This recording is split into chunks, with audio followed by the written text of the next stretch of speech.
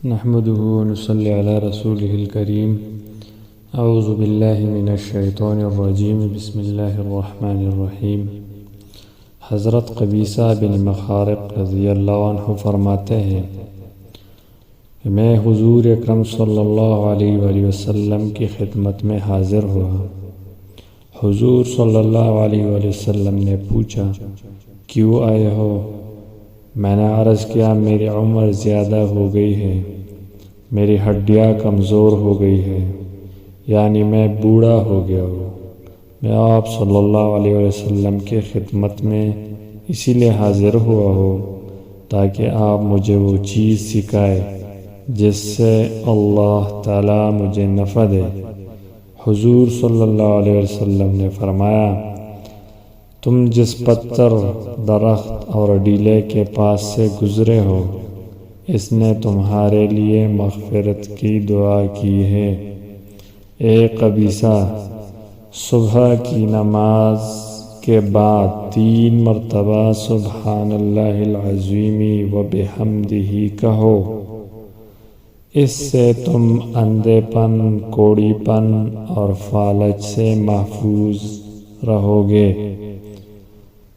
اے قبیصہ، یہ بھی پڑھا کرو اللہم انی اسألک مما عندک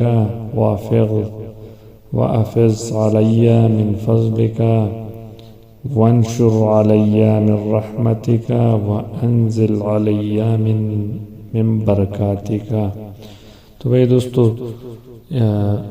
یہ دعا فجر اور مغرب دونوں کے بعد پڑھنی چاہیے، سبحان اللہ العظیم و بحمدہ 3 مرتبہ۔ یہ دعا جو بھی پڑھے گا، دوسرے ایک حدیث میں بھی آیا ہے اس بارے میں، اس میں بھی 4 بیماریوں کا ذکر کیا گیا ہے اور اس میں صبح اور مغرب کی نماز دونوں کے بعد 3 دفعہ پڑھنے کا کہا گیا ہے۔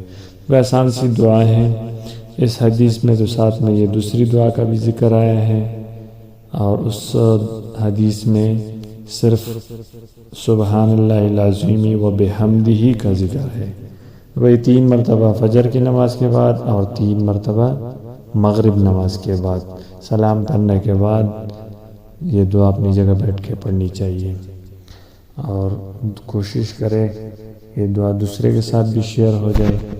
اصل میں میری ویڈیو کا مقصد بھی یہ ہوتا ہے کہ مسلمانوں کو کسی طریقے سے نفع پہنچا سکوں۔ وہ یہ ہے آسان وظائف اور دعائیں میں شیئر کرتا ہوں۔